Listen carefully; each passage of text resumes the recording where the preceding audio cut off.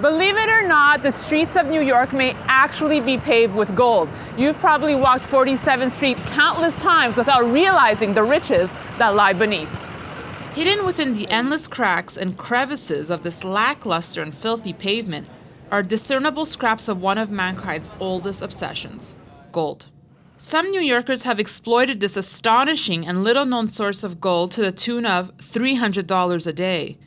Not bad for mining in one of the most densely urbanized areas of the country.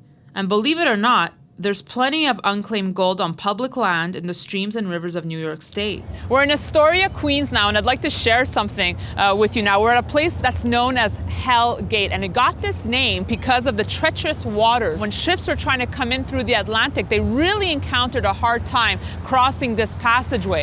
In 1780, the Hussar sank, and it was carrying $4.8 million worth of gold, and a lot of this gold has yet to resurface. New York's history with gold is of a lost and found nature. Over $108 million worth of gold is yet to be recovered off the coast of New York. And with me now is Michael Levinson, who knows a thing or two about shipwrecks, gold, and New York City. So, Michael, do we know how much gold has sunk, or is that something they try and keep private? Well, this is what a shipping agency would not advertise what it was containing, so that this way they wouldn't be pirated along the way. Also, their insurance would be through the roof if they had notified their carrier that they had a gold shipment. But there are scuba divers who are still looking for gold today, from what I understand. Yes, especially up by Hell Gate. There is one shipwreck where some gold has surfaced, so that it was known that it was carrying a lot of gold, and the waters were too treacherous to salvage during the years that the ship had sunk. And now they're diving and they are finding things. Do we know how much gold has resurfaced? Not a lot, and with the movement of the waters, I imagine that it's scattered quite down the East River as it goes out to the harbor. City, Michael. That's it. Rightfully so. And what does gold mean to you, Michael? You're a New Yorker, and there's obviously a strong relationship between gold and New York City. What does it mean to you? Oh, it's just one more commodity.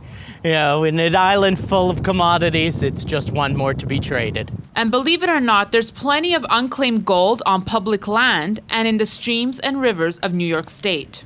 For a place that has never seen a gold rush or attracted much attention from miners, it turns out the New York City area has a rich history in gold that goes beyond the large-scale availability and consumption of the metal. So we've seen examples of gold around New York City, but it pales in comparison to what's housed in this building across the street, the New York Federal Reserve. I'm standing probably on the world's largest stockpile of gold. Over $200 billion worth of gold is housed here at the Federal Reserve. However, only 2 to 5% actually belongs to the US government. Overall, all this gold definitely makes it New York's ultimate claim to gold fame.